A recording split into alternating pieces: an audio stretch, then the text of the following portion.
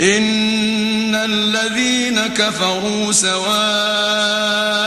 عليهم أأنذرتهم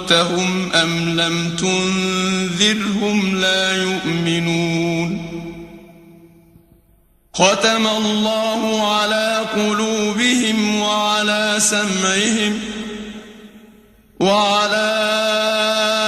أبصارهم غشاوة ولهم عذاب عظيم ومن الناس من يقول آمنا بالله وباليوم الآخر وما هم بمؤمنين يخادعون الله والذين آمنوا وما يخدعون إلا